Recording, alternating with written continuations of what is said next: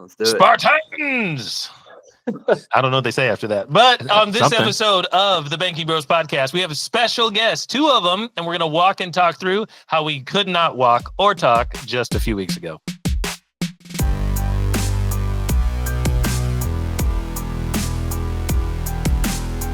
Welcome, ladies and gentlemen. It's J.D. and Jonah of the Banking Bros. What's up?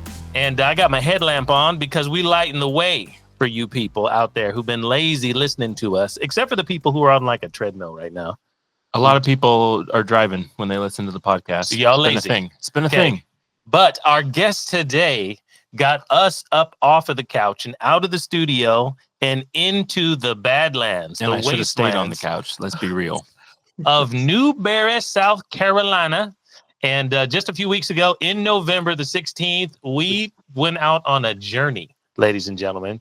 They called it a Spartan Ultra marathon race. I called it the Underground Railroad Run, is really what it was about for me. So let's have a conversation about that. But we got two special guests in here, Jason Fagan and Josh Ellis, both in Florida, who are also in the financial education space. So before we get to the running and the racks and the torture and the bows and arrows, why don't we just meet these cats on a level of what they're doing normally when they're not weekend warriors? Jason, why don't you start us off, man? I think the text originally came to you, Jonah. That's from right. Jason. Yep. Jason, tell us who you are and why you so crazy. Just a crazy boy from Florida. Born and raised in Central Florida. Been in the finance business for about 15 years. Met the Banking Bros a couple years ago on a work trip. Instantly became friends. How this all came about was we might have been friends. We're not friends anymore. Let me tell you. I was walking through a hotel lobby. I think it was in September. And Jonah was trying to get me to do some mountain race or something. And I was like, with you? This is yeah. true. And I was like, someone was trying to get me to do a mountain race. I was trying to recruit others for the mountain. If I'm doing it, everybody's doing it. That's what happened. I'm glad nobody calls me. Okay. Yeah, right. Nobody calls me for stuff like this. Good. So a week later, I was like, I'm going to return this crazy favor. I sent him a text. But yeah, that's a little bit about me. Well, I appreciate you being here, man. And what an experience it was. But I think you're kind of the leader of this club, because when we're talking about Josh Ellis, who works with you in Florida, you've known him since the way back days. So Josh, introduce yourself and tell us how you guys got connected and how you got roped into this big event we did in November. Yeah. So I've known Jason for almost 20 years now. We're both from the same small island here in Florida. So that's how we got connected. I actually, before I was in finance, I was coaching at a small college up in Indiana, coaching basketball. Found myself out of coaching and was like, look, if Jason can do this and make money and help people and educate, I can do the same thing. So I made a switch about 8 years ago into this world. And then on this race stuff, I kind of found myself getting lazy and stagnant and was like working out, but like trying to find something else to do. So I think you can blame me a little bit for this. I said to Jason, let's go do a race. Let's go do something. And I suggested a 21K. I think that you just suggested a race. Suggested a race, but then it was like, hey, let's do the 13 miles.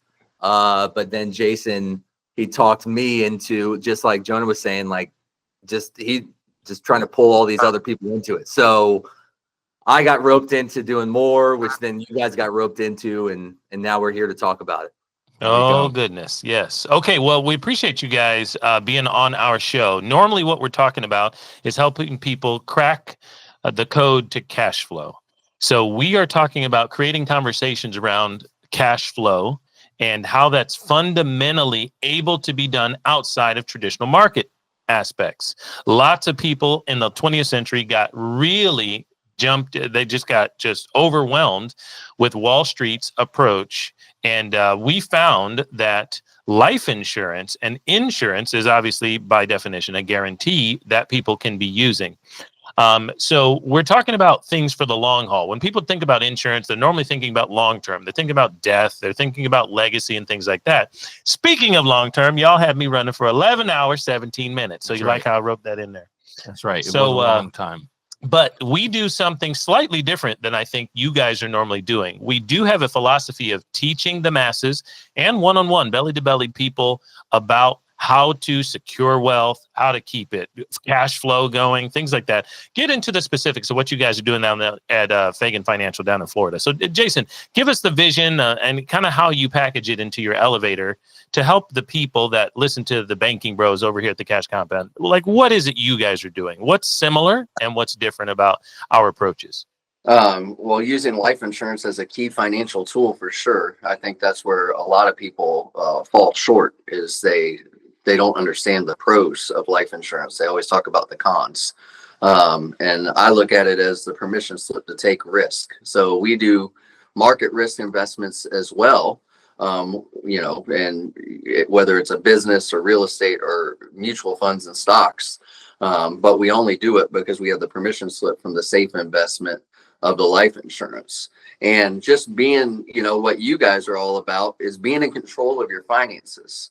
Whereas most of Americans have put somebody else in control first, where they've taken themselves out of the driver's seat and said, I'm sitting in the back and we're going where you're telling me I'm able to go. Yep. So by having that life insurance policy, you've put yourself in the driver's seat, and you can take the back seat if you want to, but that's your choice. So that's where I think we are similar there. And I love what you guys are doing in the education piece for sure. Love it. Josh, 8 years ago, you got into the space, and I think in the last 8 months, you've got some specificity, slightly different than maybe what Jason is doing day to day. So help us understand your specific niche in that space too. How are you helping families? What are you helping them do? Who's a great client for you? And what do they want to know from the man, Josh Ellis? Yeah. So, when you get into this thing, you're just trying to figure stuff out and running through all the information that's out there. And so just similar to Jason, with a lot of my clients, their investments can look different. It can be real estate. It can be, with their 401k through work, because that's what they have and what's available to them. But we use life insurance as a buffer to the market. Jason just went through all of that and how those things pair together.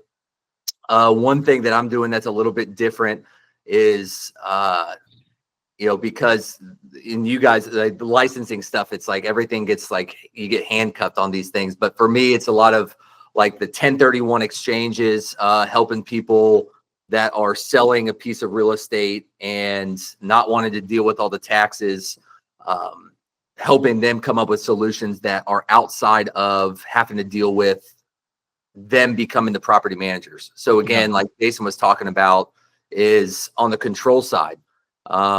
If you're selling a property and you go put it into another one that you're managing and controlling, you get to control the cash flow, how much you're making. Like, that's really good. But some people hit a point and they're just like, I don't want to deal with that anymore, but they don't want to deal with the taxes on the sale. And they see, where that can go for them. So it's just help them find other solutions. There is something slightly different that I'm doing than most other advisors, I'd say. Okay. Now, Jason, what I want to know a little bit more in depth here is when we got on the bandwagon, Joan and I, 10 years ago, when someone shared with us, look, there's a place that if you put your money first, it just unlocks all the doors for you. What you said, a permission to take that risk. Right. What type of risk would you help people? What are you licensed to help people do now that they've got that volatility buffer of life insurance? What are some of the risks that you would suggest to people that you found success with some of your clients who are saying, you know what, if I go down the path with you, get maybe some whole life or permanent life insurance, here are some of the things that I might still do in the market. I don't want to take a penalty lap. I got the guarantees.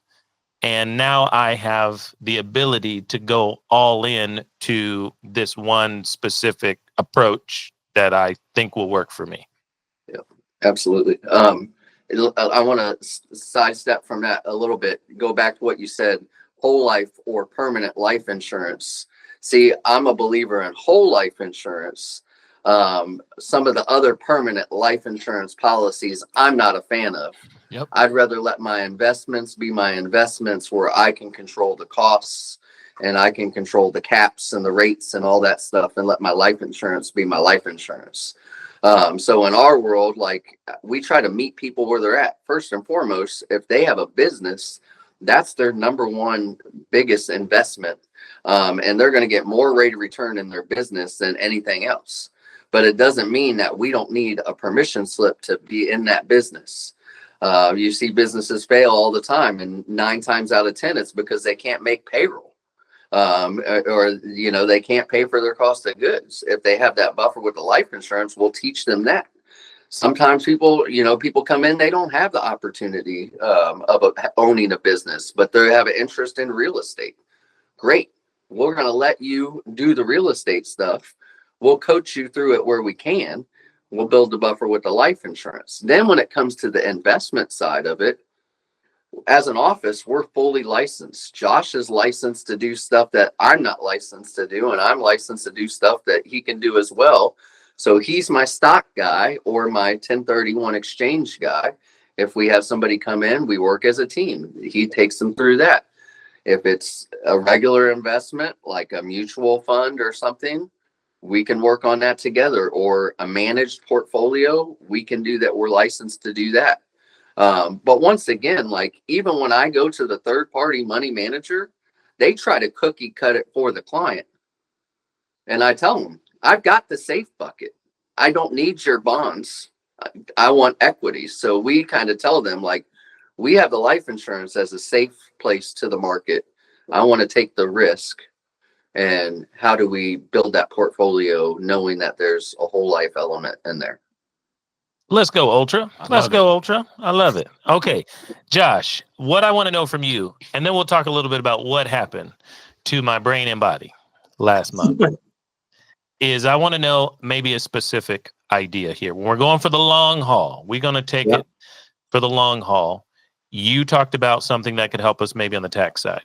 Most people kind of realize and don't get specific and in realizing how many taxes they're paying. A lot of your clients apparently are trying to avoid some sort of tax hit during a buy and sell situation. So if we're going to make sure that we can get out of those taxes for the long haul, can you kind of get specific here? Like, we got to go 36 miles, baby, 50 kilometers, and we want to make sure taxes aren't eating at us the whole time. So help us understand some specifics about a deal that makes sense to someone who heard your words, but like, well, how does that practically help me? Sure. Are you talking specifically on the real estate? Yeah, probably. I think a lot of our people do real estate. They want to get into real estate. So yeah, like, I'm trying to figure out how this is going to help me not have those burdens for the long haul. So one of the beautiful things about real estate, and where it has so many even pairings on the life insurance side, but on the real estate specifically, tax wise, as long as it stays in that, I'll call it a wrapper of real estate, you get to control the taxes. Just like with life insurance, it's all growing tax deferred. You take it out, you borrow against it the right way. It's tax free. On the real estate side, if you buy a property for $100,000, a lot of people will take depreciation each year, right? Yep. So you're getting tax benefits throughout. But then when you go to sell that property, if it does not go into another property, you will pay taxes on all that depreciation that you wrote off, and you're going to pay taxes on the growth. So the $100,000 property turns into $300,000. You're paying for the growth and all the tax benefits you got throughout, unless you get it into a new property. And so when you get that into a new property, you keep passing that tax bill along. But the other piece that's really cool about this is, with real estate specifically, if you pass away and you pass that on to your kids, they get what's called a step up in basis. So you bought a property for $100,000 and you've got that thing, like, Jeremiah, like you were saying, for the long haul here, you're buying and selling, you're putting them into new properties, you're following all the rules for the 1031 exchange. Let's say that, did I say 100,000? So $100,000 property. 40 years down the road is now $3 million worth of real estate. When you pass away, as long as it stayed within real estate, when your family gets that money, you have died away the tax bill. So now when they get that property, they look and say, hey, these things were worth $3 million on the day that you passed. And that becomes what the cost basis. That's the floor that they're working off of.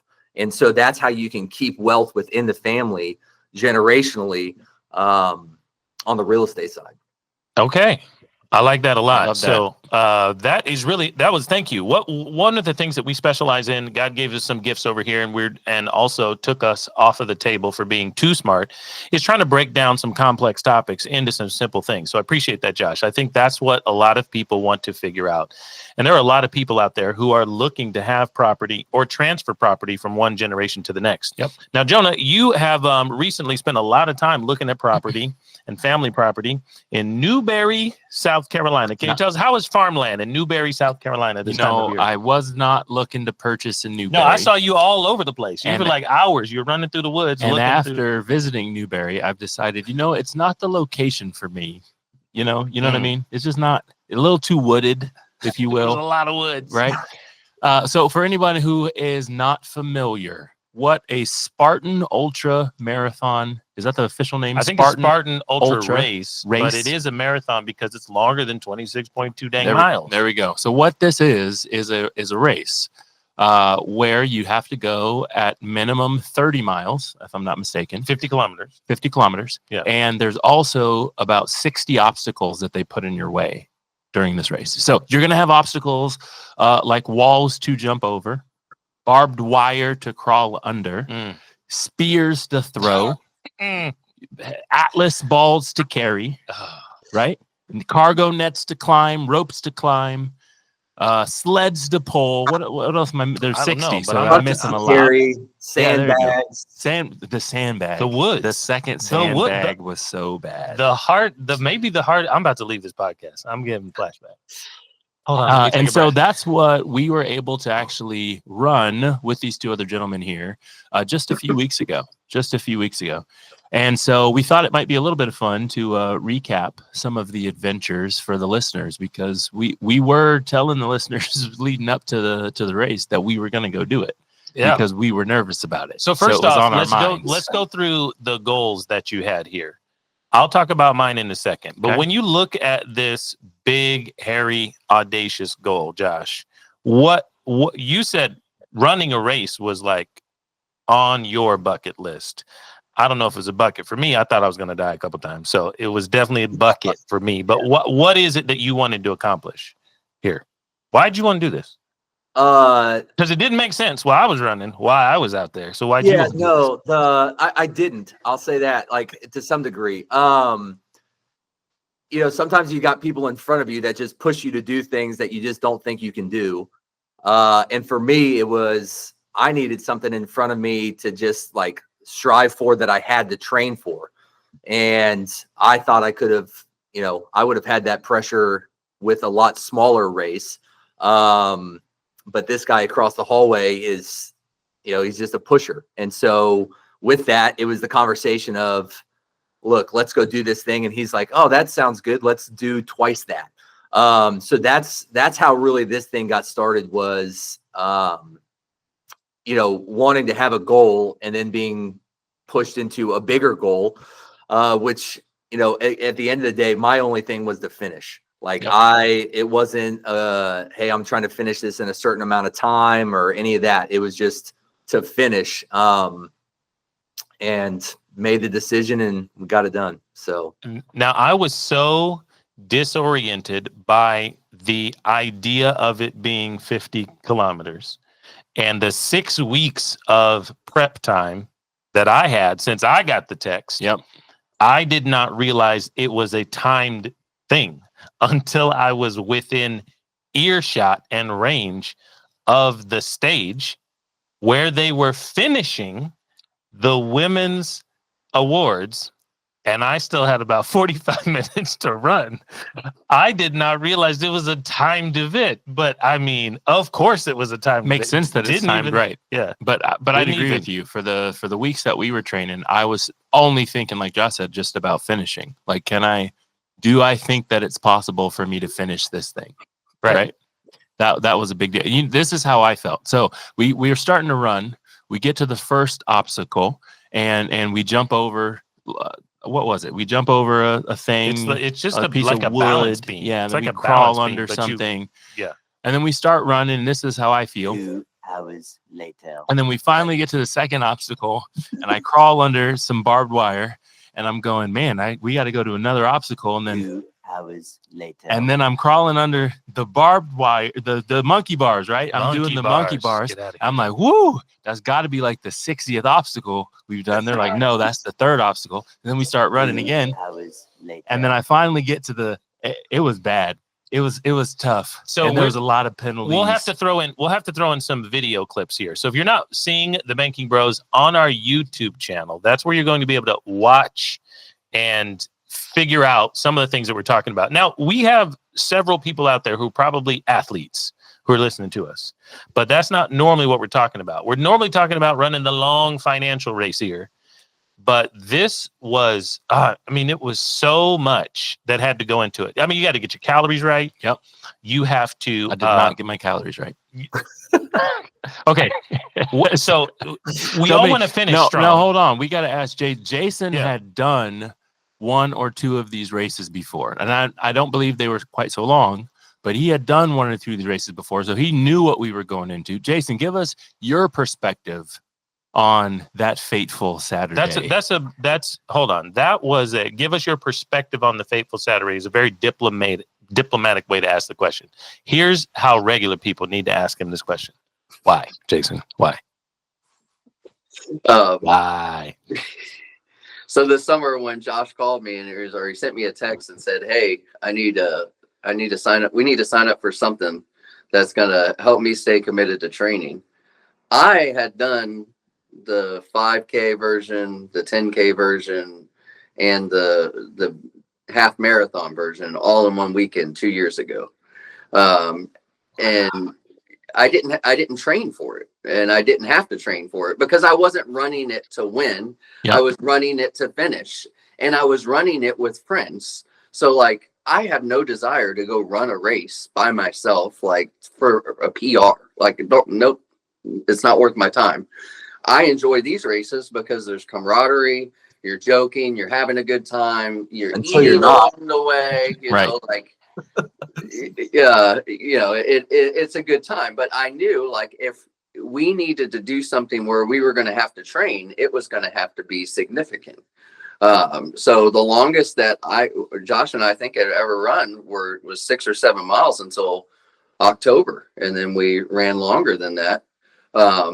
But yeah, that was the thought going in is, hey, this is kind of on my radar. If I was ever going to do something that was a marathon or longer in length, Right.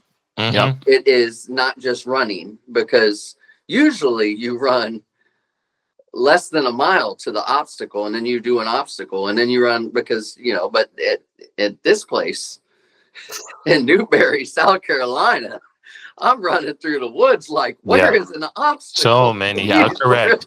There's about 2 or 3 times. Go ahead, Josh. But as far as like deemed obstacles, like Jonah's talking about crawling under barbed wire and all that stuff. But technically, running through ice cold water up to your shins for half a mile wasn't technically an obstacle. Right. Climbing over logs, talking to another guy that's running this thing in jeans, those aren't obstacles. There's a man who went by me in like SpongeBob underwear, if you guys remember this. I mean, he was wearing chonies. Jonah That's has it. a new buddy who he gave a granola bar to. Yeah, he was in jeans. He was like, does anybody have, what did he say? Anybody have any food? I'm dying, something. And by that point, I mean, we're, 17, 18 miles into this thing. I'm like, here, man, just eat it. This was the Like, I last don't want to time see that you we- fall out. The last time that we saw Jonah on the race, because this guy asked for food and he was just talking to me about random things. And I'm like, I am not in the mood to talk to a stranger about random things. So I was like, nope. And then Jonah gave him a granola bar, and he just started talking to Jonah about random things. So I just dropped back with Josh, and we had a dialogue about Jonah's new best friend, and that he was going to tell all his friends that Jonah gave him a granola bar and had a good time. And then I didn't see him until the end. Like, I tried to catch up with him. I mean, I actually caught up to the Gene guy because he needed my help to get over a wall, and homeboy climbed up my shoulders with his gnarly boots on both sides of my, and I was like dying. Yeah. And I quickly left them after that. It was about, I mean, how long do you think? I think it was about 20 or 21, 22 miles when the gentleman in jeans caught up to us, or we caught up to him. I don't remember which one. And I just remember thinking by that moment, I'm so exhausted and tired. How has this man made it this many miles in jeans? We went through water In 6 those miles ago. jeans. Right. Yeah, where's that clip? Right. It's in dim jeans. In Right. them jeans. Okay, so what I heard all around the board here is that the goal first was to finish the race. Yep. Number two, I had a goal, and it was in this order: don't get hurt. Try not to get hurt. I was ready to twist my ankle on a route. We ran in the woods, people. And number three was to actually not be last in our group. So don't be the one who's holding the group back. Turns out that wasn't even relevant really to our group. Totally fine. Wasn't really relevant. I'd never run before. Didn't know Josh. Josh and I met night before this event. So here's where I want to do for our audience today, where I can relate this to what we're helping people do, is how do we finish the race well financially? How do we finish the race well financially? How do we not get hurt along the way? And who can we put on our team to have a good time while running? Jason, we got to that second lap, and about 3 or 4 obstacles in, I left. I didn't left. I just ran. I was like, actually, here's the issue. Jason got me started. He's the reason that I'm here. He's the person that I knew. Jonah told me, look, we're going to do this. Yeah. And then I realized I had to leave this man because he was having too much of a good time. And I was like, I have to focus. I don't want to be here. Second lap for me was, I didn't want to do it. Wow. I only realized I wanted to finish the second lap so I could check that marathon off my bucket list. That was it. And I realized also, running a straight 26 miles, there's no way. I'm never doing that after I figured this out. No chance. Like, I would not want to run for 4 hours, 5 hours straight. At least we had to climb on things and whatever. Here's what I wanted to relate it to when we get to our finances. We want to finish strong for our families. We want to finish strong for stewardship. A lot of us here have a faith background. A lot of our listeners probably do as well. Stewardship. I'm given the opportunity for these dollars, for these kids, for these opportunities in the marketplace, and I want to finish strong. But there are tons of obstacles along the way. Tons. So we're going to relate it to that. When we're going through our financial obstacles, health, change of jobs, those stressors that get into our life, we move, right? We get sick and all that type of stuff. What we had in a Spartan Ultra was the great equalizers. Some obstacles were not obstacles for me, and it took Jonah out of the game. Yep. Some obstacles, I'm going here, I can't do it at all. And I'm watching Jonah do it in 5 seconds. What were the hardest physical obstacles for you guys first? And then we might relate it to a little finances here. So, Jason, what obstacles out of these 60 2-lap deals, 120 obstacles, we're like, this is not my obstacle. Man, it's killing me. Well, the rope climb, I think I just did the penalty lap immediately at that point.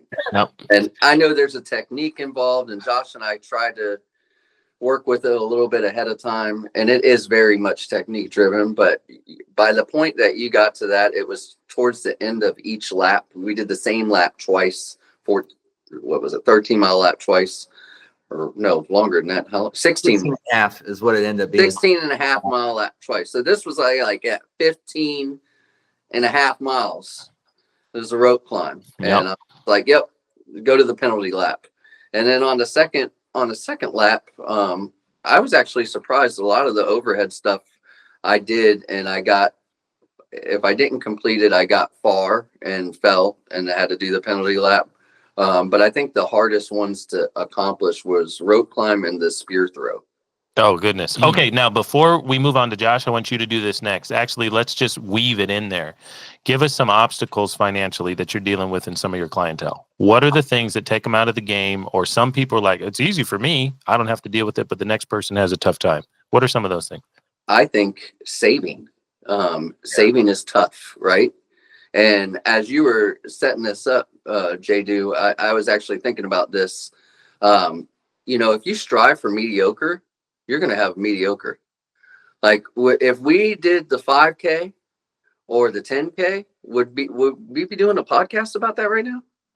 I'd be embarrassed if Probably I were, not, yes, right. No, I mean, I'm just saying, like, Yeah. So we finished. It wasn't like we're going for first or whatever. Like we accomplished our goal, but we didn't just set up, like throw up a lob. Like we stretched. So I think when I'm as an advisor meeting with a client, my number one goal is to stretch them to where they can accomplish growth. And it's not just going to, like I tell people, I'm like, I could tell you save $2,000 a year, but you're going to get 5 years down the road and you're going to be like, what did I accomplish? Yep. Now I don't want to I don't want to stretch them where they're going to fail, but I want to stretch them enough to where they can look back 5 years from now and say, man, you know what? It was tough, but I'm glad I did it. Just like when I got my mortgage, when we built a house in Florida, when we moved back to Florida, we spent 11 displaced years in central Illinois in the cornfields. You're talking about running in the woods. I was running with children of the corn. I remember that. Jonah ain't old enough for that one. Neither did Josh. They don't remember those movies. Anyway, we moved back here and we rented a house. And when we were renting a house, we were building a house, and the rent of the rental was $500 more than any rent I've ever paid before in my life. And we were going to build a house, and the mortgage was going to be double what the rental was. And I was like, how am I going to do that? Like, how am I going to do that? Still save money, still pay the rest of my bills. But I adapted, just like when we were on this race. Like there were tough times. And if we were running it individually and not as a team, to integrate the team portion of the question, it would be really, really difficult. So you have to surround yourself with a team of individuals that can, help you meet your goal when you're falling short. And that's your family first. Yeah. Like, and know who to go to in your family, because there's a lot of haters in the family too. And a lot of naysayers. But then working with a financial professional that is in your back pocket, that will coach you through things and wants to help you, wants to see you accomplish your goals. Man, that's a great answer. Josh, same thing here. Those obstacles on the playing field of Newberry, the great equalizer, some things you couldn't do, Jason could do maybe, and also, and vice versa. But, help us understand your struggles there or your successes and what happens when you sit down in the boardroom with some families. Yeah. So I think naturally I'm a bigger guy. So I'm like 245, doing the things with like picking up heavy things and walking a little bit is fine for me. But like trying to get on those rings and swing and then lift myself up onto something else, like it ain't happening. And so like Jason just hit on it with the saving side. Like there's people that are naturally savers and tucking money away is easy. Others, it has to be like making a decision, like this is what I'm going to do that way. But I think one of the things that like stuck out to me, if you guys remember that one, forgot what it's even called, but it's like the bars that start to curve. Yeah. Jonah remembers. It's like, so if you're just listening to this, it's like a wave. So like you're going under the wave and then you got to crawl over the top. For me, I don't know if you guys remember, like I got stuck at the top there, and there was a really easy way to get over that. Like I had leverage, all of that stuff, but I froze. Like I just got stuck. I was questioning everything. Like I'm gonna, if you post a video of me falling off that rope and just like slapping my back, like it was that times 5, because you're like up 15, 20 feet. Like, and I'm looking at that thing, and I got this woman next to me telling me what to do. Everyone else is like, hey, let's go, let's go. You've got this. And I'm sitting there making a business decision of, am I going to climb back down, or am I going to get Wow. over this bar? Yeah. And that word decision, like, it literally means to cut off other options. And so, like, I came into this thing of, like, I made the decision that I'm doing this race. I'm not going to, like, I'm going to do everything I can to the best of my ability. I'm going to finish. And so I'm sitting there literally, like, thinking of that. Like, I'm going to make like, I made a decision. I'm going to do this. I'm going to get over this bar. And if it didn't work out, I'm going to fall straight on my back onto those pads that weren't that soft. Or I'm going to get over the bar. And fortunately, like, it worked out. Like, I got over the bar. And once you get over it, you realize it's not that bad. And I think that's where a lot of people hit, is like, they're a year into a policy. They're a year into putting money away. They're doing this stuff. And then they hit this, like, this part where it's like, they get scared. Like, I'm going to fall flat on my face. This isn't working. Like, they get to that point, and like, that's where you've got to come back to that decision side of, like, you started this journey for a reason. And like, there's so much power in just, like, there's not other options. Like, failing's not an option. Like, you just got to get over that bar. And again, you've got to have people around you. But like, that's, I think, so many times, like, people get so excited when we first start working together, and you have conversations and you try to keep them going, but everyone hits a point where they start to, like, you know, this person over here said I should be doing this and I should be doing this. And once you get over that bar that first time, it's, you know, it's more downhill from there. Yep. Jonah, same question. Man, there were a couple of obstacles. So here's the kind of eye-opening thing for me as I go through recounting some of these obstacles. There were a significant amount of them that I didn't have the opportunity to practice. Right? I live in a community. I got little kids. I got things to do, and so I don't have the opportunity to put myself upside down on a rope and pull myself 50 yards. I don't have that opportunity It wasn't during 50 yards. Sure. It wasn't 50 20 yards, yards, people. whatever it was. This man is making stuff up. Whatever it was. But I don't have the opportunity to practice that, right? So when you get to that obstacle during the race, I don't actually know if I can accomplish it. How would I know? I've never done it before. I've never seen it.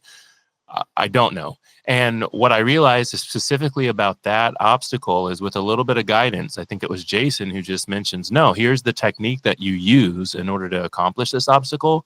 And then I realized, oh, I do have the ability and the resources to accomplish this obstacle. All I needed actually was a little bit of advice from someone who had already done it, someone on my team in my corner who said, no, you can totally accomplish it. All you've got to do is follow the pattern, follow the directions, follow what's put in front of you. And I think that's I remember that one specifically on that rope, because we got to it together. Yep. And we'll show this in the video. And you thought we needed to go on top of the rope. Yep. And I was well, like, I saw a YouTube video. Yeah. People went on top. I was like, no. Going on top seems like they seem like they made it. So maybe we should go on top. But anyway, the point of that is I think that happens a lot in your financial life. You get to a point where things happen. Things go good sometimes, things don't go good sometimes, but you get to a point where things happen and you go, I don't know if I can make it because I've never gone through it before. And what's really, really important is to have someone in your corner, on your side, who has the instruction manual, has the directions, who can say, no, here's how you go through that. Here's how you do that. We do that often for our clientele when we talk about the infinite banking concept. We've had our policies a little bit of time. So when other people who have just gotten started or have had their policies for just a few years have questions or run into things and they go, I don't exactly know how to do that, it's a great resource to have, right? Authorized practitioners who practice this in their own life to say, no, here's how you do it. You just do this 1, 2, 3. And it made it so easy for me to get through that obstacle. And that's what we're really hoping to portray to all of you guys listening or watching. Like, that's who we are. And that's why we're here. We want to be able to help you through these. And that's the same thing for Jason and Josh here down in Florida. Like, we can help you. We can walk you through it. So, ladies and gentlemen, that has been a great connection, I think, for me, to talk about why a Spartan Ultra changes you, how it changes you, and what you go through in the mental journey that it is, as well as the physical journey. Hopefully it's been the same thing for you. Before we go on this episode, and Jonah, what's the date for the next one? Next time Jason texts me, I'm just going to change his ringtone to this. Bad feeling about this. I got a bad feeling about it. Don't text me. I'm changing my number. Not only are we licensed and certified in our areas of expertise when it comes to financial education and some investing topics for you, we're now certified finishers of the Spartan Ultra. Jonah, I'm going to don this on you I'm here. ready. Here we go. Gentlemen, if you get the honorary donning of the medal wherever you are. Oh, Josh has got it, maybe? Josh has got it. Not in Right the behind office. Very good. So let's go, Ultra. Let's go. So apparently, well, we're supposed to do, we did the look at hardest one Jason. first. Jason Jason's turned his got a camera wall. around. What is He got this? a wall of medals. The We wall told of you. fame. See, and we're out here. I don't have to train for this. That's why Mhm. Yeah, he's correct. been training. But which Mhm. one's right in the middle? The good, right, the big one. I love it. The big one. All right, Jason, leave us with that quote that you got on the wall here as we shut down this episode of the Banking Bros podcast. We appreciate you guys being on here, and we're going to help people with their long-term financial gain. But tell us about this physical and mental and emotional, spiritual. What is this quote? I know it's going to be great. What is it? By Lou Holtz, one of the best coaches of all time. Right, football The coach. ability is what you are capable of doing. Motivation is what you do. Attitude determines how well you do it. Love it. That's what I didn't have, attitude at the end. That's why I left Jason. His attitude. Oh, was you too had good. some attitude. No, yeah, that's why I left you. I was like, I don't want to talk anymore. I My was hoping brain. you would say that in a lisp. Okay. Oh, all right, ladies and gentlemen, appreciate you being here for the Banking Bros podcast. We'll talk to you soon on a cash consultation where we'll help you control that cash flow and create that code cracking stuff that you want for your future. Now tuned to the banking bros. Said we couldn't make it, drink or settle. This the life we chose. Gave a lot of game, we never got a lot of things. Bow your head and say the prayer. We taught you how to be the bank.